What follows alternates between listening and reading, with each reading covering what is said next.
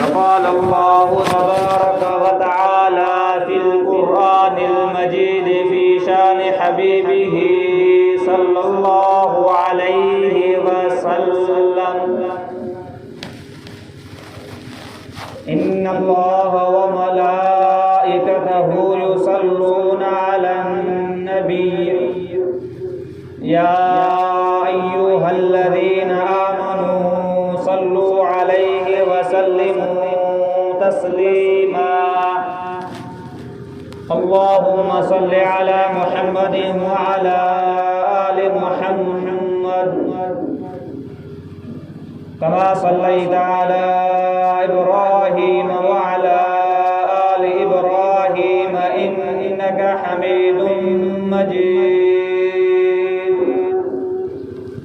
اللهم بارك على محمد وعلى آل محمد كما باركت على إبراهيم وعلى آل إبراهيم إنك حميد مجيد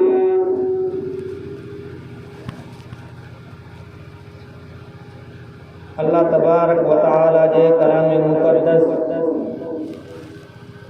सूरह निसा जी मुद्द वारी आयत तिलावत कई आहे। अल्लाह तबारक व तआला खां दुआ आहे त मूंखे सही सही बयान करण जी तौफ़ीक़ नसीब अता फरमाए। अल्लाह रब्बुल इज़्ज़त खां दुआ आहे त क़ुरान मजीद जे मथां अमल करण जी तौफ़ीक़ नसीब अता फरमाए। हुकूकुल इबाद अल्लाह तबारक व तआला क़ुरान मजीद जे अंदर कसरत सां ज़िक्र फरमायो आहे। रब तआला फरमायो मुंहिंजे हक़नि खां बाद में मुंहिंजे वादनि जो बि तव्हांजे मथां कुझु हक़ आहिनि। ॿारनि मां बाड़ेसरी बि आहिनि, वालिदैन बि आहिनि, मुसलमान बि आहिनि, गैर मुस्लिम बि आहिनि, औलाद बि आहे, घरवारी बि आहे, मुड़ुस बि आहे। अहिड़े तरीक़े सां दुनिया जा जेके बि रिश्ता आहिनि इन्हनि जो पाण में हिक ॿिए में हक़ आहे, हुकूक आहिनि। अल्लाह ताला उन्हनि खे क़ुरान मजीद जे अंदरि बि ज़िक्र फरमायो आहे। उहे हुकूकुल इबाद हुज़ूर सल्लल्लाहु अलैहि वसल्लम जे फ़रमान अक़दस जे अंदर भी आयल आहिनि। हुकूकुल इबाद मां वालिदैन जा औलाद जे मथां कहिड़ा हक़ आहिनि ऐं मुसलमान जा मुसलमान जे मथां कहिड़ा हक़ आहिनि इहो त गुज़िरियल जुमनि ते बयान थी चुको आहे। पर हिन आयत जे अंदर अल्लाह तबारक व तआला ज़ाल ऐं मुड़ुस जा हुकूक बयान फरमाया आहिनि। सब खां पहिरीं हुकूक खां पहिरियां अल्लाह तबारक व तआला मर्द ऐं औरत जे शान में क़ुरान मजीद जो आयतूं नाज़िल फरमायूं। मर्द ऐं औरत जो वॾो शान आहे, ख़ुसूसन ज़ाल ऐं मुड़ुस जो जेको रिश्तो आहे। अल्लाह तबारक व तआला इन ज़ाल ऐं मुड़ुस जे रिश्ते खे किथे क़ुरान मजीद जे अंदरि पंहिंजी निशानी ॿुधाए थो कुदरत जी। जहिड़े तरीक़े सां मां आसमान ऐं ज़मीन पैदा करे तव्हांखे निशानी ॾेखारी आहे, तव्हांजे लाइ कुदरत जो मिसाल आहे। जहिड़े तरीक़े सां मां आसमान खे बिना थंभनि जे बीहारियो, जहिड़े तरीक़े सां मां 18,000 मखलूक़ात पैदा कई, जहिड़े तरीक़े सां सिज ऐं चंड पैदा करण मुंहिंजी कुदरत आहे, अहिड़े तरीक़े सां ज़ाल ऐं मुड़ुस खे पैदा करण बि मुंहिंजी कुदरत आहे। अल्लाह तबारक व तआला इन निशानी जो ज़िक्र क़ुरान मजीद जे अंदर 21 सिपारे जे अंदर फरमायो। अल्लाह तबारक व तआला पंहिंजे निशानियुनि खे बयान कंदे फरमायो वमिन आयातिही अन ख़लक़कुम मिन तुराबिन सुम्मा इज़ा अंतुम बशरुन तंतशिरून। अल्लाह तबारक व तआला फरमायो ओ मुसलमानो मुंहिंजे निशानियुनि मज़ा ही भी निशानी आहे। अन ख़लक़कुम मिन तुराबिन मां तव्हांखे मिट्टी मां पैदा कयो। सुम्मा इज़ा अंतुम बशरुन तंतशिरून मां तव्हांखे मिट्टी में पैदा करे तव्हांखे बशर पैदा करे तंतशिरून तव्हां खे अहिड़ो पैदा कयो आहे जो तव्हां ज़मीन जे अंदरि घुमो ऐं फिरो था। अॻिते ॿी निशानी अल्लाह तबारक व तआला फरमाई वमिन आयातिही अन ख़लक़ लकुम मिन अनफुसिकुम अज़वाजा। ओ मुसलमानो, मुंहिंजे निशानिन कुदरत जे निशानिन मज़ा ही भी निशानी आहे अन ख़लक़ लकुम मिन अनफुसिकुम, जो तव्हांजे नफ़्सन मज़ा, तव्हांजे जिन्स मज़ा, तव्हां जहिड़ा ई जोड़ा मां पैदा कया। अज़वाज जंहिंखे ज़ालूं चयो वेंदो आहे, जंहिंखे औरतूं चयो वेंदो आहे, मां तव्हांजे लाइ ज़ालूं पैदा कया। ए अल्लाह छाजे लाइ पैदा कई? रब ताला अॻिते फरमाए थो लितस्कुनू इलैहा, तव्हां त इन खां सुकून वठो, इन्हनि सां निकाह करियो, इन्हनि सां शादी करियो। अल्लाह तबारक व तआला क़ुरान मजीद जे अंदरि फरमायो, सूरह निसा जे अंदरि फरमाई, निसा जी माना भी औरत ई आहे, अरबी में औरत खे निसा चइबो आहे। अल्लाह तबारक व तआला औरत जी फज़ीलत में पूरी मुकम्मल सूरत जो नालो ज़िक्र कयो आहे। सूरह निसा जे अंदरि अल्लाह तबारक व तआला मर्द ऐं औरत जे रिश्ते खे बयान कयो।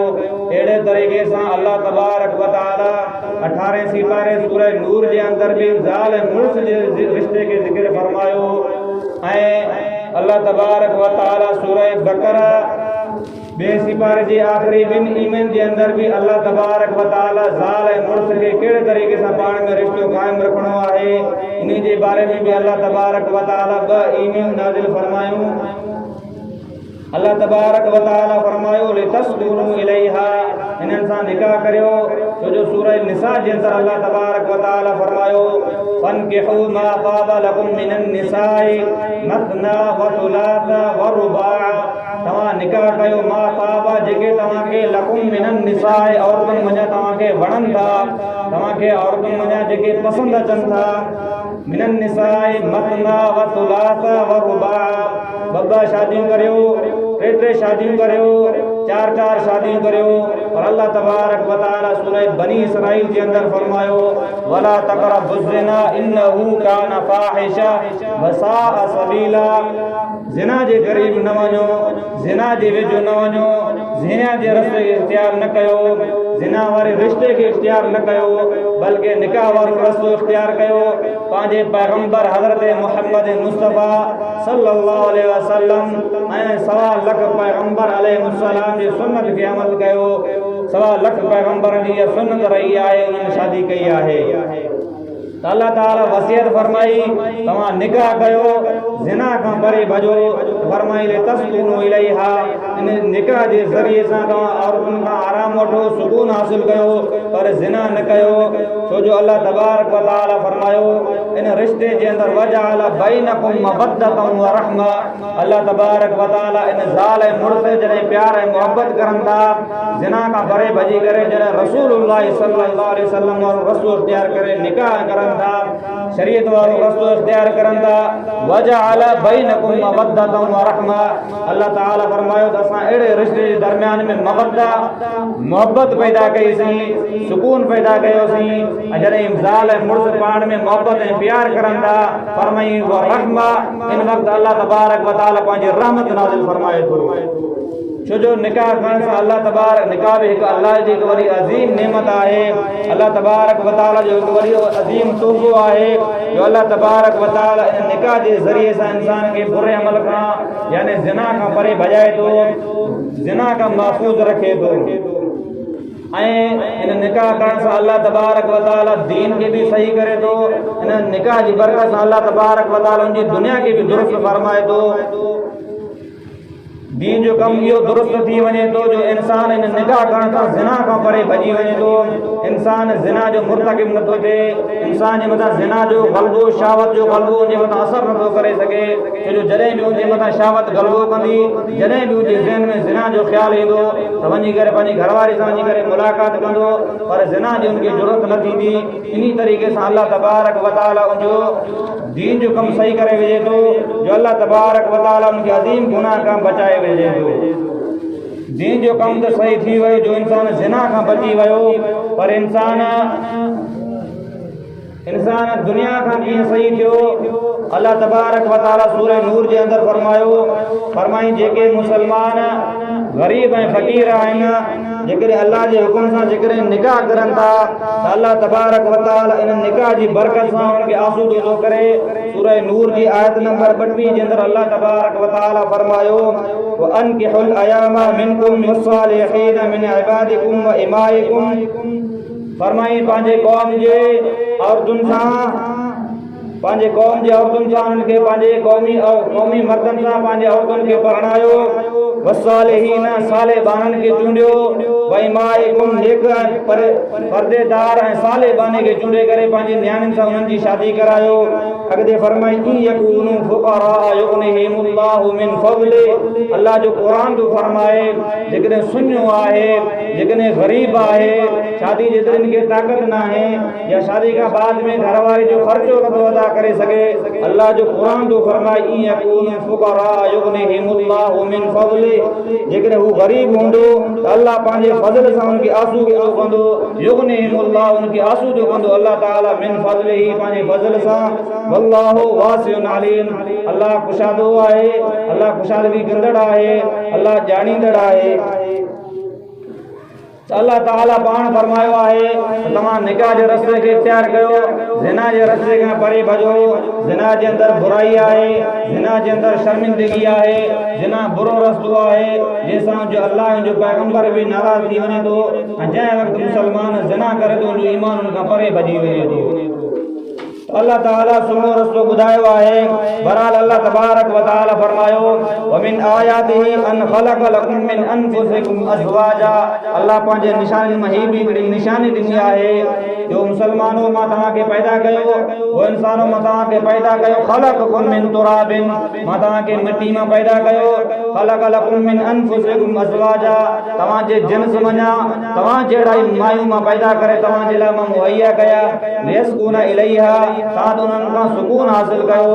वजअल बैनकुम मवद्दतन व रहमा। इन सुकून जे अंदरि अल्लाह तबारक व तआला मोहब्बत बि विधी आहे मोहब्बत बणाई आहे व रहमा ऐं पंहिंजो रहमत नाज़िल फरमाए थो। फरमाए इन फी ज़ालिका लआयातिन लिक़ौमिन यतफ़क्करून। बेशक इहा मुंहिंजी हिकु अज़ीम निशानी आहे इहा मुंहिंजी निशानी में हिकु निशानी आहे जेको माण्हू गौर ऐं फिक्र करे त अल्लाह तबारक व तआला केॾी वॾी निशानी बयान फरमाई आहे। यानी केॾो वॾो अज़ीम ऐं सुहिणो रिश्तो आहे। निकाह करणु कहिड़ी न भली ॻाल्हि आहे ऐं सूरह नबा जे अंदरि बि अल्लाह तबारक व तआला ईअं ई पंहिंजे निशानियुनि खे दोहराईंदे वरी हिन मर्द ऐं औरत जे रिश्ते खे ज़िक्र फरमायो। अल्लाह ताला फरमायो अलम नजअलिल अर्ज़ मिहादा। हे मुंहिंजा सुहिणा पैगंबर जेके तो वटि आया आहिनि हुज़ूर सल्लल्लाहु अलैहि वसल्लम वटि कुझु काफ़िर आया अची करे चवण लॻा त इज़ामन पैदा कुन्ना तुराबन इज़ामन जंहिं वक़्तु असां मिटी हॾ ऐं बोसींदा थी वेंदासीं उन वक़्तु असांखे अल्लाह ताला कीअं वञी असांखे ॿीहर उथारींदो। अल्लाह तबारक व तआला सूरह तारिक जे अंदरि बि फरमायो असां जहिड़े तरीक़े सां तव्हांखे माउ जे पेट मां कढी करे इंसान बणायोसीं तव्हांखे पीउ जे नुतफ़े मां ऐं माउ जे नुतफ़े मां तव्हांखे इंसान जे करे बणाए सघूं था त क़यामत वारे ॾींहुं तव्हांखे असां वापसि मोटाए सघूं था। जॾहिं हुज़ूर सल्लल्लाहु अलैहि वसल्लम वटि अहिड़ा बाणा आया माण्हू अहिड़ा काफ़िर आया अची करे क़यामत ते ठठोलियूं करण लॻा रसूलुल्लाह सल्लल्लाहु अलैहि वसल्लम इस्तेज़ा करण लॻा। अल्लाह तबारक व तआला फरमायो ए मुंहिंजा सुहिणा पैगंबर इन्हनि खे चओ त मां अल्लाह तबारक व तआला छा क़यामत आणण ते क़ादिर न आहियां छा मां ॿीहर उथारण ते तव्हांजे मथां क़ादिर न आहियां। जो फरमाई अलम नजअलिल अर्ज़ मिहादा मां ज़मीन खे मींहं तॾे वांगुरु गोल करे विछायो आहे। बल जिबाल औतादा ऐं ज़मीन खे मां पाणी जे मथां बणायोसीं पाणी जे मथां मां ज़मीन खे उछलियो आहे। वल जिबाल औतादा ज़मीन खे मज़बूत करण जे लाइ मां अल्लाह तबारक व तआला औताद चइबो आहे मेख खे किली खे वल जिबाल औतादा असां जबलनि खे मेखूं करे पैदा कयोसीं जे ज़मीन खे मज़बूत करे झले बीहनि। अॻिते 3 नंबर ते अल्लाह तबारक व तआला वरी इहा ई निशानी फरमाई आहे व ख़लक़नाकुम अज़वाजा। असां वरी बि तव्हांखे चऊं था त असांजी निशानी आहे त असां तव्हांखे जोड़ा जोड़ा करे पैदा कया आहिनि। यानी हर मखलूक जे अंदरि 18,000 अल्लाह रब्बुल इज़्ज़त जी पैदा कयल मखलूक आहे। 18,000 मखलूक जे अंदरि असां तव्हांखे जोड़ा जोड़ा करे पैदा कया आहिनि। छाजे करे फरमाई वजअल बैनकुम मवद्दतम व रहमा, तमा इता सुकून हासिल कयो, इता मोहब्बत हासिल कयो, पर बुरो रस्तो इख्तियार न कयो जेको ॾाढो ख़राब आहे। जैसा रसूलुल्लाह सल्लल्लाहु अलैहि वसल्लम जी भी दिल आज़ारी थिए थी, अल्लाह रब्बुल इज़्ज़त जी ज़ात भी नाराज़ थिए थी। बहरहाल अल्लाह तबारक व तआला सुहिणो तरीक़ो ॿुधायो आहे। अल्लाह तबारक व तआला क़ुरान मजीद जे अंदर निकाह जे बाबति, घर वारनि खे रहण जे बाबति, उन्हनि सां कहिड़े तरीक़े सां सुलूक कजे, उन्हनि सां कहिड़ो बर्ताव कजे, उन्हनि खे कहिड़े नमूने सां हलाइजे, उहो सॼो ज़िक्र अल्लाह तबारक व तआला क़ुरान मजीद जे अंदर मुख़्तलिफ़ सूरतुनि जे अंदर ज़िक्र कयो आहे। सब खां पहिरीं जेको जोड़ो अल्लाह तबारक व तआला पैदा कयो वो हज़रत आदम अलैहिस्सलातु वस्सलाम हुयो। हज़रत आदम अलैहिस्सलातु वस्सलाम खां बाद में चङे टाइम ते नस्ल हलंदी आई। हज़रत शीस अलैहिस्सलातु वस्सलाम पैगंबर आयो, पोइ जॾहिं हज़रत नूह अलैहिस्सलातु वस्सलाम पैगंबर आयो, हज़रत नूह अलैहिस्सलातु वस्सलाम जी कौम उहा कौम आहे जंहिं पहिरियां सभ खां पहिरीं बुत परस्ती शुरू कई, आतश परस्ती शुरू कई, गैरुल्लाह खे सॾणु शुरू कयो। इहा वाहिद कौम हज़रत नूह अलैहिस्सलातु वस्सलाम जी हुई जंहिं पहिरियां शुरूआत बुत परस्ती इन्हनि जी करे विधी। हज़रत नूह अलैहिस्सलातु वस्सलाम ॾींहं राति इन्हनि खे सम्झाईंदो रहियो। सूरह अनकबूत जे अंदर अल्लाह तबारक व तआला फरमायो अल्फ सनतिन मिम्मा तउद्दून, हालांकि 950 साल हज़ार साल हज़रत नूह अलैहिस्सलातु वस्सलाम जी उम्र हुई, पर 950 साल पंहिंजी उम्मत खे, पंहिंजी कौम खे सम्झाईंदो रहियो। अल्लाह खां सवाइ ॿिए खे न छॾियो। रब ताला जी ज़ात इन शइ ते नाराज़ थींदी आहे, पर हू कौम न मुड़ी, अल्लाह जी नाफ़रमानी में सरकश थी करे रहिया। अल्लाह ताला उन्हनि जे मथां अज़ाब नाज़िल कयो, जंहिंजे करे सभु हलाक थी विया। जेके असली माण्हू हुआ हज़रत नूह अलैहिस्सलातु वस्सलाम सां, इन खां अलावा सॼी दुनिया जे अंदर अल्लाह तबारक व तआला पाणी खे वहायो, ज़मीन भी पाणी ॾे पई, आसमान भी पाणी सटे पियो, सॼी दुनिया खे अल्लाह तबारक व तआला सां पाणी सां भरे करे सॼी मखलूक खे गर्क करे छॾियो। उनखां बाद में इन्ही जे करे अल्लाह तबारक व तआला हज़रत नूह अलैहिस्सलातु वस्सलाम जे 3 पुटनि सां, हाम, साम, याफिस सां अल्लाह तबारक व तआला वरी इन इंसानी जी नस्ल खे शुरू करे ॾिनो। इन्ही जे करे असांजो हज़रत नूह अलैहिस्सलातु वस्सलाम ॿियो पीउ, ॿियो ॾाॾो सॾिजे थो। पहिरियों असांजो ॾाॾो हज़रत आदम अलैहिस्सलातु वस्सलाम आहे। हज़रत नूह जी ॿोॾ खां पोइ जॾहिं हज़रत नूह अलैहिस्सलातु वस्सलाम पंहिंजे पुटनि खे पकड़ियो त वञी करे अल्लाह जी ज़मीन में पकड़जी वञो, त ॿियो जेको असांजो ॾाॾो आहे उहो हज़रत नूह अलैहिस्सलातु वस्सलाम आहे। उनखां बाद में वरी इंसानी जो साॻियो सिलसिलो यानी नर ऐं माद जो अल्लाह तबारक व तआला हज़रत नूह अलैहिस्सलातु वस्सलाम जे 3 पुटनि सां हलायो आहे। हुकूकुल इबाद जे ज़िक्र करण खां पहिरियां अल्लाह तबारक व तआला जेका क़ुरान मजीद जे अंदर ज़ाल ऐं मुर्स जी फज़ीलत अता फरमाई आहे, जेके ज़ाल ऐं मुर्स जा हुकूक बयान फरमाया आहिनि, सभ खां पहिरीं उन्हनि खे ज़िक्र करणु तमामु ज़रूरी आहे। अल्लाह तबारक व तआला हुकुम कयो आहे फनकिहू मा ताब लकुम मिनन निसाए, तो तव्हां निकाह कयो उन्हनि माण्हुनि सां, उन्हनि औरतुनि सां जेके औरतूं तव्हांखे पसंदि आहिनि। हालांकि जेकॾहिं कंहिं औरत खे को मुड़ुस पसंदि न आहे, रसूलुल्लाह सल्लल्लाहु अलैहि वसल्लम जी रिवायत आहे त यज़ीद बिन हारिस हुज़ूर सल्लल्लाहु अलैहि वसल्लम जो सहाबी आहे, उनजे पुट सां खुनसा बिन्त खुज़ाम अंसारी सहाबियां जी औरत हुई, उनजो निकाह करायो वियो। उनजे वालिद जेको आहे खुनसा बिन्त जुज़ाम, जेको जुज़ाम पंहिंजी धीउ खुनसा जो निकाह यज़ीद बिन हारिस सां जॾहिं करायो त उहा औरत इन शइ ते नाराज़ हुई। रसूलुल्लाह सल्लल्लाहु अलैहि वसल्लम फ़आदत रसूलुल्लाह सल्लल्लाहु अलैहि वसल्लम, हुज़ूर सल्लल्लाहु अलैहि वसल्लम जे ख़िदमत में अची करे हाज़िर थी करे दां ॾिनई, साईं मां इन निकाह सां राज़ी न आहियां, मां मुड़ुस खे ॾिठो न आहे। हालांकि उहा औरत तलाक याफ़्ता हुई, बहरहाल उनखे साहिबा चयो वञे थो, यानी जो अॻ में निकाह थियल हुयो, बेवा हुई। पोइ जॾहिं हुज़ूर सल्लल्लाहु अलैहि वसल्लम जी ख़िदमत में आई, हुज़ूर सल्लल्लाहु अलैहि वसल्लम रद्द निकाह, उन निकाह खे रद्द करे फासिद करार ॾेई छॾियो, यानी हिन औरत पंहिंजे मुड़ुस खे पसंदि न आहे कयो त इहो औरत जो निकाह रद्द आहे, फासिद आहे। हुज़ूर सल्लल्लाहु अलैहि वसल्लम जी हदीस आहे जेकॾहिं कंहिं मर्द औरत खे शादी कराए वञे थी, सभ खां पहिरियों उनखे ॾिसायो वञे, उनखे नसब जे हिसाब सां बराबरीत ॾिनी वञे, उनखे ख़ानदान जे हिसाब सां बराबरीत ॾिनी वञे, उनखे हसब ऐं नसब ऐं रंग ऐं शफ़ाअत जे हिसाब सां बराबरीत ॾिनी वञे, उनखे माल ऐं उहिदे जे हिसाब सां बराबरीत ॾिनी वञे। यानी जॾहिं इहे शइ बराबरि थियनि पोइ वञी करे निकाह कयो। जेकॾहिं न थींदो, जेकॾहिं ज़ाल घटि उहिदे वारी हूंदी, घटि पैसे वारी हूंदी, ग़रीब हूंदी ऐं मुड़ुसु जेकॾहिं आसूदो हूंदो त हर हिकु ॿिए उन ज़ाल खे अची करे ताना ॾींदो जेको शरीयत खां बर्दाश्त खां ॿाहिरि आहे। इन जे करे सभ खां पहिरीं हसद, नसब, माल ऐं जेको उहिदो आहे, जेका बि हुस्न ऐं इख़लाक़ आहे, सभु बराबरि हुजनि, तॾहिं वञी करे हुननि जी पाण में शादी करायो। हुज़ूर सल्लल्लाहु अलैहि वसल्लम जन हज़रत अम्मा आयशा रज़ी अल्लाह तआला अन्हा जे बारे में फरमाई या आयशा, तुंहिंजे बारे में अल्लाह तबारक व तआला मुंहिंजे लाइ हज़रत जिब्राईल अलैहिस्सलातु वस्सलाम खे मोकिलियो।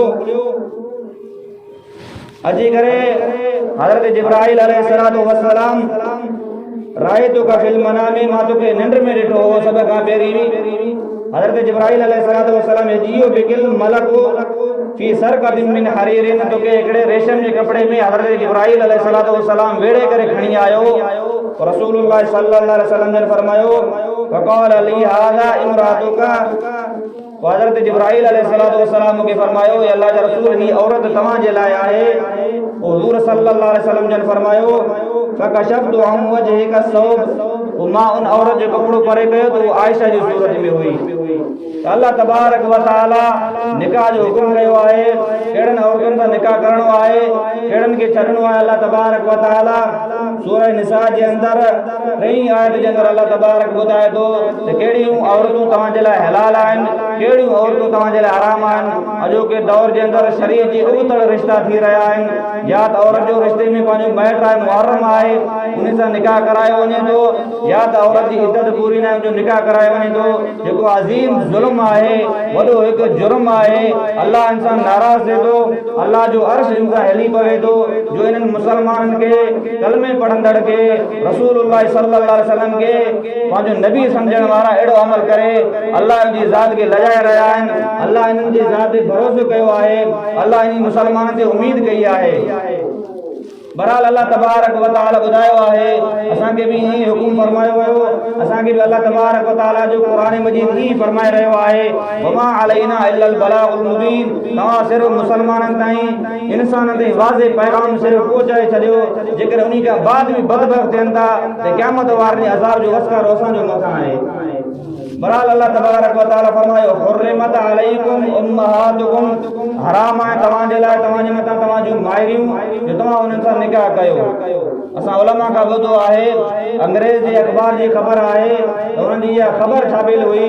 मां उलमा खां ॿुधो आहे हिकिड़े नौजवान मर्द जी तस्वीर हुई, ॿिए पासे 80 साला पोड़ी औरत जी तस्वीर हुई। हेठियां इहो लिखियलु हुयो, उन नौजवान जो इहो बयानु लिखियलु हुयो त मां पंहिंजे माउ सां शादी करण में फ़ख्र महसूस कयां थो। हीअ अंग्रेज़ जी तहज़ीब आहे।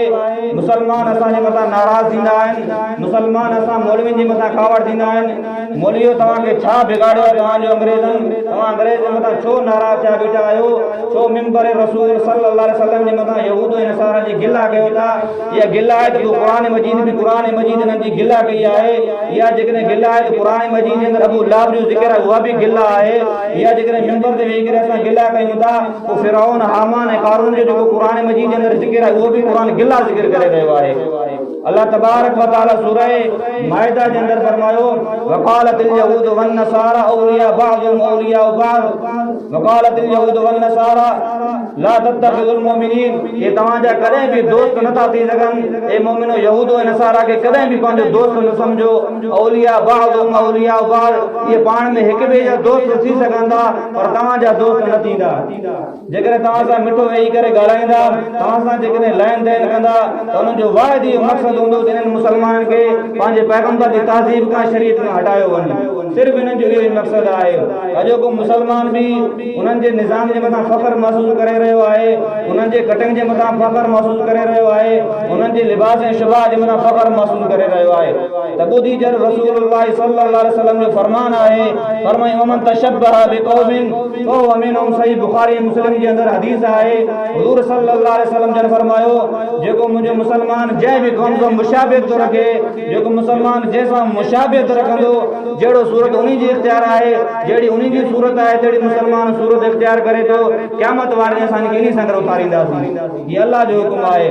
फरमाई अल मरउ मा मन अहब्बा अज मुसलमान जी मोहब्बत अंग्रेज जी तहजीब सां आहे फरमाई अल मरउ मा मन अहब्बा जेकॾहिं तव्हांजी मोहब्बत फनकार अदाकार सां आहे ऐं लुंडे लोफर सां आहे ऐं धाड़ेल ऐं चोर सां आहे ऐं ज़ानी ऐं शराबी सां आहे फरमाई असां तव्हांखे क़यामत वारे इन्हनि सां गॾु उतारींदासीं ये रसूलुल्लाह सल्लल्लाहु अलैहि वसल्लम जा फरमान आहिनि बहरहाल फरमाई हुर्रिमत अलैकुम उम्महातुकुम हराम आहे तव्हांजे मथां तव्हांजूं माइरियूं व बनातुकुम तव्हांजूं धीअरियूं व ख़वातुकुम तव्हांजूं भेनरियूं बि तव्हांजे मथां हराम आहिनि व ख़वातुकुम तव्हांजे मथां भाणेजियूं बि हराम आहिनि व अम्मातुकुम तव्हांजूं मासियूं बि तव्हांजे मथां हराम आहिनि व ख़ालातुकुम तव्हांजूं भाइटियूं बि तव्हांजे मथां हराम आहिनि व बनातुल अख़ी तव्हांजूं भाणेजियूं बि तव्हांजे मथां हराम आहिनि व उम्महातुकुम अल्लाती अर्ज़ानकुम ऐं जंहिं मां तव्हांखे खीर पीआरियो आहे हिकु हूंदी आहे असली मां जंहिं पैदा कयो आहे उहा खीर बि पीआरींदी आहे पुराणे ज़माने जे अंदरि इहो दस्तूर हूंदो हो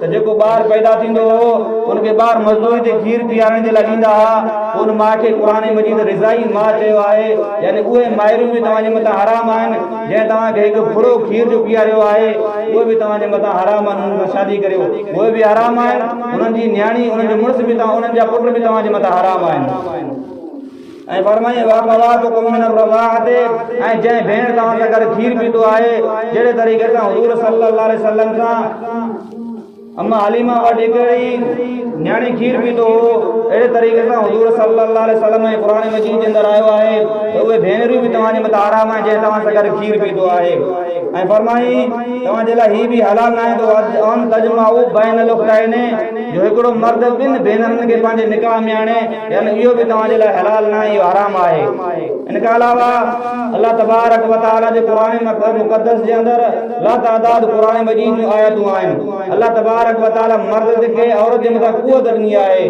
फरमाई अर्रिजालु क़व्वामूना अलन निसाए मर्द खे असां ताक़त ॾिनी आहे औरत जे मथां जो औरत हुजे हमेशह हेठियां रहंदी मर्द उन जे मथां क़ुवत रहंदो ऐं क़ुर मजीद इन आयत जो इहो मतिलबु न आहे जो हर वक़्तु तव्हां सां ज़ुल्म ऐं तशद्दुद कयो जहिड़े तरीक़े सां अल्लाह तबारक व तआला तलाक जो हक़ मर्द खे ॾिनो आहे जो हर वक़्तु कंहिं औरत सां कंहिं नियाणी सां खेॾंदो हुजे हिकिड़ी वठी करे उनखे तलाक ॾे पंहिंजे मक़सद जे लाइ पंहिंजी कावड़ जे करे पंहिंजे हसद जे करे दोस्त जे करे उनखे तलाक ॾे बल्कि इन जो मतिलबु इहो न आहे जो अल्लाह तबारक व तआला तव्हांखे इहो हुकुम ॾिनो आहे जो तव्हां औरतुनि मथां हथ खणो क़ुर मजीद जी आयत जो दलील पेश कयो वेंदो आहे सूरह निसा जे अंदरि 30 नंबर आयत आहे अल्लाह तबारक व तआला फरमाए वाजुरुहुन फिल मवाजिअ वज़रिबुहुन औरत जेकॾहिं नाफ़रमान आहे औरत जेकॾहिं पंहिंजे मुड़ुस जो चयो नथी मञे औरत जेकॾहिं पंहिंजे मुड़ुस जे चए खां ॿाहिरि आहे सभ खां पहिरीं उनखे इहा सज़ा ॾे जो उन खां पंहिंजो बिस्तरो अलॻि करे महीनो आहे 2 महीना 1.5 महीनो जेको बि आहे औरत खे इहा जुदाई बर्दाश्त न थींदी पर अञा घणी जेकॾहिं नाफ़रमान आहे वज़रिबुहुन पोइ तव्हां उनखे कुटे सघो था कुटण जो इहो मतिलबु न आहे जो तव्हां वेही करे उनजे मुंहं ते वेही करे चंबा हणो जेको मुस्लमान अची करे असां खां सुवाल कंदो आहे त औरत खे कुटणु जाइज़ आहे या नाजाइज़ आहे त हिन जो जवाबु इहो ई आहे जॾहिं हुकुम ॿिनि तरफ़नि खां अचे हिकु हुकुम अल्लाह जे तरफ़ां अची वञे ॿियो हुकुम मुड़ुस जे तरफ़ां औरत खे जेकॾहिं अची वञे त हिन जेकॾहिं हुकुम जे मञींदड़ जे करे जेकॾहिं औरत मार खाए थी त इहो उन जे लाइ अजर आहे अल्लाह हुकुम कयो आहे निमाज़ पढ़ मुड़ुस निमाज़ पढ़णु नथो चढ़े अल्लाह हुकुम कयो आहे क़ुर मजीद जी तिलावत कर तस्बीह ऐं इस्तिग़फ़ार कर पर मुड़ुस इन शइ ते जेकॾहिं नथो छॾे ऐं औरत जेकॾहिं इनखे अदा करे रही आहे अल्लाह तबारक व तआला इन जे लाइ 2 अजर रखिया आहिनि जो मुड़ुस जे हिन मार खे बर्दाश्त करे थी ऐं ॿियो त सबर करे थी इन खां अलावा अल्लाह तबारक व तआला जे ऐं रसूलुल्लाह सल्लल्लाहु अलैहि वसल्लम जे फरमाननि मंझां बि खोड़ आहिनि जेके क़ुर मजीद जे अंदरि अल्लाह तबारक व तआला औरत जे हक़ में क़ुर मजीद जी आयतूं नाज़िल फरमायूं आहिनि त औरतुनि खे मार ॾियण सां पहिरियां सभ खां पहिरीं इहो सोचियो त जंहिं औरत खे जंहिं नियाणी खे जंहिं तव्हां पंहिंजी ज़ाल खे मार ॾेई रहिया आहियो रसूलुल्लाह सल्लल्लाहु अलैहि वसल्लम जन फरमायो जेको पंहिंजी घरवारी खे मार ॾेई रहियो आहे जेको पंहिंजी घरवारी खे कुटे रहियो आहे ॼण त इहो पंहिंजे धीउ जो अमालनामो लिखी रहियो आहे पंहिंजे धीउ जो अॻिते अचण वारी आहे अॻिली जेका ज़िंदगी जी अचण वारी आहे पंहिंजो धीउ जो जेको अॻिलो ज़िंदगी जो मक़सदु अॻिलो धीउ जो जेको मरहलो अचण वारो उहो लिखी रहियो आहे यानी पंहिंजे धीउ जो नसीब लिखी रहियो आहे जेकॾहिं तूं कंहिंजी नियाणी खे मार ॾींदे त सुभाणे तुंहिंजी नियाणी बि वञी करे कंहिं मार खाईंदी अॼोको फसाद जेको आहे इन जे करे आहे जो असां कंहिं नियाणी जे मथां हथ खणूं था अल्लाह तबारक व तआला उहो बदिलो वरी असांजी नियाणी खां वठे थो घणा अहिड़ा मुसलमान हूंदा आहिनि जंहिंसां इहो ज़ुल्म थींदो आहे, पोइ अची करे तलाक अची करे आम थी वेंदी आहे, पोइ इंसान मायुनि जो भॼण बि आम थी वेंदो आहे, औरतूं भॼी करे वञी करे कोर्ट ते निकाह कंदियूं आहिनि, छो जो उहे शरीयत खां मुख़्तलिफ़ वञनि था, शरीयत खां छॾे करे रस्तो इख्तियार करनि था। हालांकि निकाह जे लाइ आसान लफ़्ज़ आहिनि, निकाह जो अहम रुकन आहे, जहिड़े तरीक़े सां इस्लाम जा 5 रुकन आहिनि, तौहीद, निमाज़, रोज़ो, ज़कात, हज, इहे 5 रुकन जेकॾहिं इस्लाम जा आहिनि त निकाह जो सिर्फ़ु हिकिड़ो रुकन आहे, उहो आहे इजाब ऐं क़बूल। जेकॾहिं मर्द ऐं औरतूं ॿिनि शाहिदनि जे विच में वेही करे हीअं चयो त जेकॾहिं मां पाण खे तुंहिंजे हवाले कयो, मुड़ुसु चयो त मां क़बूल कयो, घरवारी बि चयो, माई बि चयो त मां क़बूल कयो, त हिते निकाह जेको आहे, निकाह जा जेके शराइत आहिनि, जेके हुज़ूर सल्लल्लाहु अलैहि वसल्लम जे शरीयत जे नज़दीक आहिनि, उहे क़बूल थी विया। इहे ॿई पाण में रिश्ते में ज़ाल मुड़ुसु आहिनि। बाक़ी वली ऐं गैर वली जे निकाह जे बारे में भी कुरान मजीद जे अंदर हदीसूं आहिनि। रसूलुल्लाह सल्लल्लाहु अलैहि वसल्लम जन फरमायो, हज़रत अली अल मुर्तज़ा रज़ी अल्लाह तआला अन्हु खे फरमाई, हे अली, 3 कम जल्दी में कजाएं, जेकॾहिं न कंदे त सुभाणे तोखे पछताइणो पवंदो। हिकु त जेकॾहिं आज़ान मिले त निमाज़ जल्दी पढ़, 2 नंबर ते जेकॾहिं जनाज़ो अची वञे जनाज़े निमाज़ जल्दी अदा कर, 3 नंबर ते घर में जेकॾहिं बालग नियाणी वेठी आहे तुंहिंजी जल्दी शादी कराए। जेकॾहिं न, जहिड़े तरीक़े सां इंसान खे गरमाश ऐं शहवत जो ग़लबो थींदो आहे, अहिड़े तरीक़े सां औरतुनि खे 2-3 सां ज़्यादा ग़लबो थींदो आहे। ज़ाहिर आहे औरत में बर्दाश्त खां ॿाहिरि थी वेंदी, पोइ औरत वञी करे ॿाहिरि भॼण जी कोशिशि कंदी, ज़िना आम थींदी, भॼण आम थींदो, पोइ कोर्ट ते चढ़ण आम थींदो, जंहिंजे करे पीउ ऐं माउ जा पटका लही पवंदा। अहिड़े तरीक़े सां फरमायो, हुज़ूर सल्लल्लाहु अलैहि वसल्लम हर हिकु शरीर जे अंदरि अल्लाह तबारक व तआला रहमत ऐं बरकत रखी आहे। लक़द कान लकुम फी रसूलिल्लाहि उस्वतुन हसना, तव्हांजे लाइ बहितर नमूनो ऐं बहितर रस्तो इहो ई आहे त पंहिंजे पैगंबर जी ताबेदारी कयो।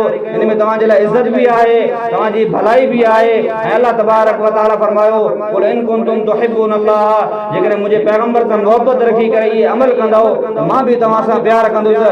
यग़फिर लकुम ज़ुनूबकुम, मां तव्हांजे गुनाहनि खे मेसारे छॾींदुसि, मां तव्हांखे बख़्शिश ॾेई छॾींदुसि। वल्लाहु गफ़ूर रहीम, अल्लाह गफ़ूर रहीम आहियां। बहरहाल अल्लाह तबारक व तआला सूरह आल इमरान जे अंदर भी परहेज़गारी ऐं तक़वा जो हुकुम फरमायो। तो सूरह आल इमरान का पोइ सूरह निसा नाज़िल थी आहे।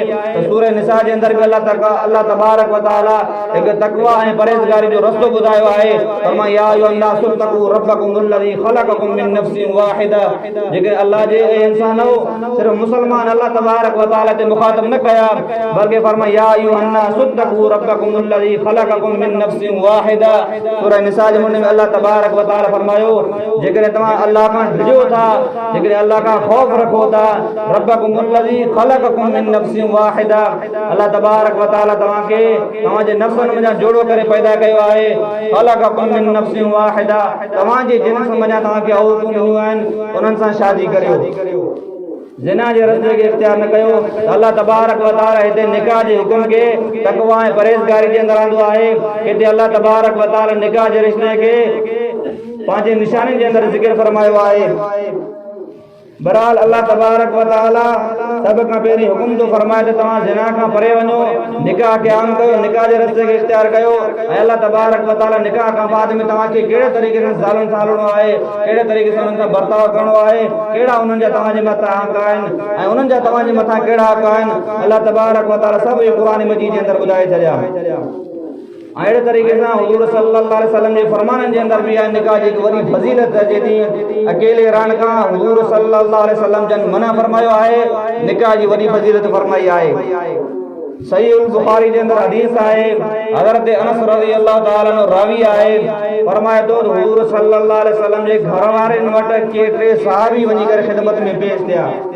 इन्हीं जे करे पेश थिया त वञी करे हुज़ूर सल्लल्लाहु अलैहि वसल्लम जी इबादत जो मामूल पुछा करे अचूं त हुज़ूर सल्लल्लाहु अलैहि वसल्लम ॾींहं जो निमाज़ कहिड़े टाइम पढ़ंदा आहिनि, केतिरी निमाज़ पढ़ंदा आहिनि, राति जो कहिड़ी इबादत कंदा आहिनि, इस्तिग़फ़ार कंदा आहिनि, दुरूद पढ़ंदा आहिनि, क़ुरान मजीद जी तिलावत कंदा आहिनि। इन मामले जे करे 3 सहाबी वञी करे हुज़ूर सल्लल्लाहु अलैहि वसल्लम जे घर वारनि वटि वञी करे ख़िदमत में पेश थिया। जॾहिं हुज़ूर सल्लल्लाहु अलैहि वसल्लम जे बीबियुनि ॿुधायो त हुज़ूर सल्लल्लाहु अलैहि वसल्लम एतिरी इबादत कंदा आहिनि जो सॼी राति निमाज़ पढ़ंदा आहिनि, सुबुह ताईं हुज़ूर सल्लल्लाहु अलैहि वसल्लम जूं पिनियूं मुबारक सुॼी वेंदा आहिनि। या हुज़ूर सल्लल्लाहु अलैहि वसल्लम न पंहिंजी ज़ात जे लाइ इबादत कई, न पंहिंजे अहल अयाल जे लाइ इबादत कई, न सहाबा जे लाइ इबादत कई, बल्कि पोयां ईंदड़ पंहिंजी उम्मत जे लाइ इबादत कई, जीअं मुंहिंजी उम्मत पोयां रुसवा न थिए। बहरहाल सहाबा जॾहिं इहा हुज़ूर सल्लल्लाहु अलैहि वसल्लम जी इबादत जॾहिं ॿुधी वरिती चयूं त काथे असांजी इबादत, काथे रसूलुल्लाह सल्लल्लाहु अलैहि वसल्लम जी इबादत। उते टेई सहाबा वेही करे कसम खणी करे चवण लॻा त मूंखे कसम आहे अल्लाह जो त मां सॼी राति निमाज़ पढ़ंदुसि। ॿियो चयो त कसम आहे मूंखे अल्लाह जो मां सॼी ज़िंदगी रोज़ा रखंदुसि, वक़्त तेरा कॾहिं बि इफ़्तार न कंदुसि, यानी हमेशह रोज़ा रखंदुसि, कॾहिं बि नागो विच में फ़ासिलो न ॾींदुसि। ऐं टे चयो त कसम आहे मूंखे अल्लाह जो मां कॾहिं बि शादी न कंदुसि। एतिरे में रसूलुल्लाह सल्लल्लाहु अलैहि वसल्लम जी ज़ात अची वई, सभु कुझु ॻाल्हियूं ॿुधी वरितऊं। फरमाई अंतुमुल लज़ीन क़ुल्तुम कज़ा कज़ा, उहे तव्हां हुयो जेके चयो पिया त असां शादी न कंदासीं, सॼी ज़िंदगी निमाज़ पढ़ंदासीं, रोज़ा रखंदासीं। साईं असां हुयासीं, पर अल्लाह जे ख़ौफ़ ऐं परहेज़गारी जे करे असां हीअ चऊं पिया। रसूलुल्लाह सल्लल्लाहु अलैहि वसल्लम जन फरमाई अम्मा वल्लाहि इन्नी लअख़शाकुम व अतक़ाकुम, फरमाई तव्हां खां ज़्यादा मां अल्लाह जो ख़ौफ़ रखां थो ऐं तव्हां खां ज़्यादा मां परहेज़गार आहियां। लाकिन्नी असूम व उफ़्तिरा, मां रोज़ा बि रखंदो आहियां ऐं इफ़्तार बि कंदो आहियां। व उसल्ली व उरक़दु, माने निमाज़ बि पढ़ंदो आहियां, मां आराम बि कंदो आहियां। व अतज़व्वजु निसाओ, मां अकेलो नथो रहां, उनजे बावजूद मां शादी बि कयां थो, मां अल्लाह जी इबादत बि कयां थो। यानी अल्लाह जी इबादत में तव्हांखे हुकूकुल इबाद न आहिनि छॾणा, तव्हांखे अल्लाह जी इबादत में एतिरो बि क़ैद न आहे रखणो जो तव्हांखे पंहिंजे मखलूक हुकूकुल इबाद तव्हांखे विसरी वञनि। हुज़ूर सल्लल्लाहु अलैहि वसल्लम उनखे मना फरमाई, पंहिंजे क़स्मनि जो कफ़ारो अदा करियो ऐं निकाह बि करियो, निमाज़ बि पढ़ियो, घर वारनि सां निकाह बि करियो ऐं रोज़ा बि रखो। उहे जेके टे सहाबी हुआ आख़िर में हुज़ूर सल्लल्लाहु अलैहि वसल्लम उन्हनि खे फरमायो इहे टेई मुंहिंजियूं सुन्नतूं अथव, निमाज़ बि पढ़ंदो आहियां, घर वारनि सां निकाह बि कंदो आहियां ऐं रोज़ा बि रखंदो आहियां। तो आख़िर में फरमायो फमर रग़िब अन सुन्नती फलैसा मिन्ना फलैसा मिन्नी, जंहिं मुंहिंजी सुन्नत खां मुंहुं मोड़ियो, एराज़ कयो, पुठी ॾिनई, फलैसा मिन्नी बि ईंदो आहे, फलैसा मिन्ना बि ईंदो आहे, यानी उहो असां मंझा न आहे, मुंहिंजी उम्मत जे मथां न आहे, मुंहिंजी उम्मत मंझा न आहे, मुंहिंजी जमात मंझा न आहे। उहे टे सहाबी हुआ हज़रत अब्दुल्लाह बिन उमर, हज़रत उस्मान बिन माज़ून, हज़रत अलीउल मुर्तज़ा। हज़रत अलीउल मुर्तज़ा रज़ी अल्लाह ताला चयो मां सॼी ज़िंदगी रोज़ा रखंदुसि, छो जो हज़रत अलीउल मुर्तज़ा रज़ी अल्लाह ताला ने फरमायो त सख़्त गर्मी में मूंखे रोज़ा पसंदि आहिनि। ऐं हज़रत अब्दुल्लाह बिन उमर रज़ी अल्लाह ताला ने चयो त सॼी ज़िंदगी मां निमाज़ पढ़ंदुसि। ऐं जो टे नंबर ते हज़रत उस्मान बिन माज़ून हुयो, जंहिं चयो त मां शादी न कंदुसि, उहो हज़रत उस्मान बिन माज़ून हुयो जंहिंखे रसूलुल्लाह सल्लल्लाहु अलैहि वसल्लम मना फरमाई। सिर्फ़ हिते मना न फरमाई, बल्कि हज़रत अबू हुरैरा रज़ी अल्लाह ताला जी ॿी हदीस ईंदी आहे निकाह जे बारे में, तव्हां शादी करियो। हज़रत उस्मान बिन माज़ून हुज़ूर सल्लल्लाहु अलैहि वसल्लम खां इजाज़त वरिती, अल्लाह जा रसूल मूंखे इजाज़त ॾियो त मां पाण खे मुजर्रद करायां, यानी खसी करायां, पंहिंजा टक विंजरायां, यानी पाण खे खसी करायां, पाण खे शादी जे लाइ नालाइक़ करार ॾेई छॾियां। तो हुज़ूर सल्लल्लाहु अलैहि वसल्लम उनके मोकल न मिली, उनके मोकल न ॾिनो। हुज़ूर सल्लल्लाहु अलैहि वसल्लम उनके मोकल न ॾिनी, फरमाया तव्हांखे शादी करणी आहे जेका मुंहिंजी न बल्कि सवा लख पैगंबरनि जी सुन्नत आहे। हज़रत उस्मान बिन माज़ून रज़ी अल्लाह ताला फरमाए थो जेकॾहिं असांखे हुज़ूर सल्लल्लाहु अलैहि वसल्लम इहा इजाज़त ॾियनि हा त सॼी ज़िंदगी असांखे निकाह वारी मशगूलियत खां बची पऊं हा। बहरहाल अल्लाह तबारक व तआला ई बि रखियो आहे जॾहिं मामलो दीन जो अची वञे, जेकॾहिं औरत निमाज़ नथी पढ़े, छो जो अल्लाह तबारक व तआला क़ुरान मजीद जे अंदरि फरमायो आहे इहे जॾहिं कमज़ोर टोला ईंदा त क़यामत वारे ॾींहुं तव्हांजे मथां अची करे अल्लाह तबारक व तआला वटि बाकू थींदा, ऐं हीउ मुंहिंजो मुड़ुसु आहे जंहिं मूंखे कॾहिं निमाज़ जे लाइ हुकुम न कयो, रोज़े ज़कात जे लाइ हुकुम न कयो, तुंहिंजी इबादत इस्तिग़फ़ार दुरूद जे लाइ हुकुम न कयो। बाक़ी जेकॾहिं भाॼी में लूणु घटि पए पियो, कपिड़ा सही इस्त्री थियल न हुया, कपिड़ा सही धोतल न हुया, घर जी जेकॾहिं सफ़ाई न हुई, खाधो ऐं खुराक सही न हुयो, ॿारनि जी जेकॾहिं तरबियत सही न हुई, इन ॻाल्हियुनि में मूंखे मार ॾींदो हो, दड़का ॾींदो, पर तुंहिंजी इबादत जे बारे में मूंसां करे न ॻाल्हायो। रसूलुल्लाह सल्लल्लाहु अलैहि वसल्लम जन फरमायो अला कुल्लुकुम राइन व कुल्लुकुम मसऊलुन, फरमाई हर एक इंसान तव्हां हर इंसान मुंहिंजा अल्लाह तबारक व तआला वटि धनार आहे, अल्लाह तबारक व तआला वटि सवाली आहे, यानी अल्लाह तबारक व तआला खे सवाल जे जवाब खे ॾियणा आहिनि। कुल्लुकुम राइन व कुल्लुकुम मसऊलुन, हर एक धनार आहे। फरमाई फल इमाम राइन व मसऊलुन, हुकुमरान पंहिंजे बादशाही जो धनार आहे। जेकॾहिं कंहिंजे मथां ज़ुल्म थिए थो, कंहिंजे मथां नाहक थिए थो, कंहिंसां नाइंसाफ़ी थिए थी, त इहो हुकुमरान अल्लाह तबारक व तआला वटि इन शइ जो धनार आहे, अल्लाह तबारक व तआला वटि जवाबदार आहे। ॿिए नंबर ते फरमाई वर्रजुलु राइन अला आलिही व मसऊलुन, ऐं मर्द जेको आहे पंहिंजे घरवारी जे मथां, पंहिंजी औलाद जे मथां धनार आहे। जेकॾहिं उन्हनि सां लाई चङाई थिए थी हेठि मथे थिए थी जेकॾहिं इबादत सही नथा करनि या ख़िदमत जेकॾहिं सही नथा करनि इस्तिग़फ़ार ऐं दुरूद जेकॾहिं नथा करनि क़यामत वारे ॾींहुं अल्लाह तबारक व तआला इन मुड़ुस खां पुछा कंदो त तूं उन्हनि सां छा कयो आहे यानी इहो उन शइ जो धनार आहे जे धनार बकरियूं खाए वेंदो आहे मालिक शाम ॾींहं खां पंहिंजी बकरियूं बि संभाले वठंदो आहे चेक बि कंदो आहे मुंहिंजा सभु बकरियूं जेतिरा हुया सभु पूरा आहिनि सभु पलियल आहिनि ऐं खुटल आहिनि ऐं चौथे नंबर ते फरमाई वल अब्दु राइन अला माल सय्यिदी व मसऊलुन ऐं जेको पंहिंजे कंहिं माण्हू जो माल खणी वञे थो जेकॾहिं को जो नौकर आहे ख़ादिम आहे त उहो पंहिंजे माल जो ज़िम्मेदार आहे इहो जो धनार आहे इनखे जवाबदार अल्लाह तबारक व तआला थियणो आहे ऐं पंजे नंबर ते फरमाई हुज़ूर सल्लल्लाहु अलैहि वसल्लम जन फरमायो अला फकुल्लुकुम राइन व कुल्लुकुम मसऊलुन तमाम जा हर हिकु धनार आहे हर हिकु अल्लाह तबारक व तआला जवाब ॾींदड़ आहे जीअं अल्लाह तबारक व तआला सूरह बनी इसराईल जे अंदरि फरमायो इन्न समा वल बसर वल फुआद कुल्लु उलाइका कान अनहु मसऊला तव्हांजे अखियुनि जे बारे में तव्हांजे कननि जे बारे में तव्हांजे हथनि जे बारे में तव्हांजे उज़वनि जे बारे में तव्हांजे दिलि ऐं दिमाग़ ऐं सोच जे बारे में मसऊला अल्लाह तबारक व तआला वञी करे सवाल कंदो त तव्हां कीअं इख्तियार करे आया आहियो बहरहाल अल्लाह तबारक व तआला जो कलाम मुक़द्दस क़ुरान मजीद जे अंदरि कुझु फ़ज़ाइल बयान कया जेके निकाह जे अंदरि आहिनि ऐं हुज़ूर सल्लल्लाहु अलैहि वसल्लम बि मना फरमाई आहे त अकेले रहण खां बहितर आहे त निकाह करियो जो इंसान अल्लाह तबारक व तआला ॿई कम दुनिया जो बि ठीकु करे थो दीन जो कम बि इंसान ठीकु करे थो दीन जो कम इहो ठीकु थी वञे थो जो इंसान ज़िना खां बची पवे थो ज़िना खां बची पवे थो निकाह में शामिल थिए थो ऐं दुनिया जो कम इहो जो ठीकु थी पवे थो ऐं यकूनु फुक़रा युग़निहिमुल्लाहु मिन फ़ज़ले जेकॾहिं सुञाई हुजण जे बावजूदु निकाह ऐं शादी करे थो युग़निहिमुल्लाहु मिन फ़ज़ले अल्लाह तबारक व तआला उनखे आसूदो करे थो पंहिंजे फज़ल सां निकाह वाजिब भी आहे सुन्नत भी आहे मकरूह भी आहे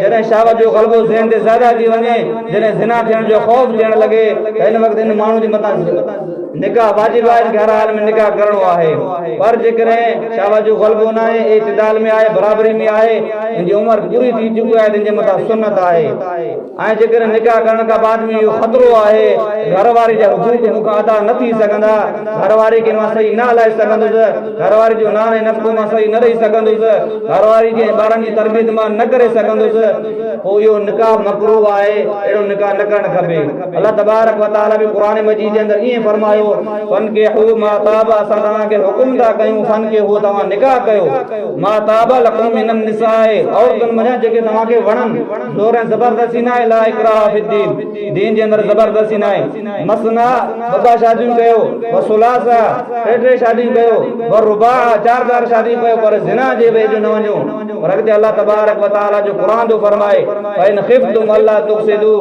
फ़इन ख़िफ़्तुम अल्ला तअदिलू फ़वाहिदतन पर जेकॾहिं तव्हां इहो ख़ौफ़ रखो था तव्हां अदल न करे सघंदो ॿिनि घरवारनि जे अंदरि अल्लाह तअदिलू तव्हां ख़ौफ़ रखो था तव्हां इंसाफ़ न करे सघंदो फ़वाहिदा त तव्हांजे लाइ हिकिड़ी काफ़ी आहे तव्हां हिकु रखो मथे तव्हांखे रखण जो हक़ न आहे इहो मकरूह आहे दुआ आहे त अल्लाह तबारक व तआला अमल सालिह करण जी तौफ़ीक़ नसीब अता फरमाए रसूलुल्लाह सल्लल्लाहु अलैहि वसल्लम जी सुन्नतुनि जे मथां अमल करण जी तौफ़ीक़ नसीब अता फरमाए अल्लाह तबारक व तआला सिरातिल मुस्तक़ीम वारी राह नसीब अता फरमाए अल्लाह तबारक व तआला ईमान सां राहे अल्लाह तबारक व तआला ईमान सां ख़ातम बिल खैर फरमाए व आखिरु दअवाना अनिल हम्दुलिल्लाहि रब्बिल आलमीन बिस्मिल्लाहिल्लज़ी ला यदुर्रु मअ इस्मिही शैउन फिल अर्दि वला फिस समाइ व हुवस समीउल अलीम अल्लाहुम्मा अजिरना मिनन नार अल्लाहुम्मा अजिरना मिनन नार अल्लाहुम्मा अजिरना मिनन नार अस्तगफिरुल्लाह रब्बी मिन कुल्लि ज़ंबिन व अतूबु इलैहि अस्तगफिरुल्लाह रब्बी मिन कुल्लि ज़ंबिन व अतूबु इलैहि अस्तगफिरुल्लाह रब्बी मिन कुल्लि ज़ंबिन व अतूबु इलैहि अल्लाहुम्मा इन्नी ज़लमतु नफ्सी ज़ुल्मन कसीरन व ला यग़फिरु ज़ुनूबा इल्ला अन्ता फ़ाग़फिर ली मग़फ़िरतम मिन इंदिका वरहमनी इन्नका अंतल गफ़ूरुर रहीम रब्बना इग़फिर ली व लिवालिदैया व लिलमुमिनीना यौमा यक़ूमुल हिसाब रब्बना व ला तुहम्मिलना मा ला ताक़ता लना बिहि वाअफ़ु अन्ना वग़फ़िर लना वरहमना वाअफ़ु अन्ना वग़फ़िर लना वरहमना अंत मौलाना फंसुरना अलल क़ौमिल काफ़िरीन व सल्लल्लाहु तआला अला खैरि ख़ल्क़िही मुहम्मदिन व आलिहि व सहबिही व आलि बैतिही अजमईन बिरहमतिका या अरहमर राहिमीन।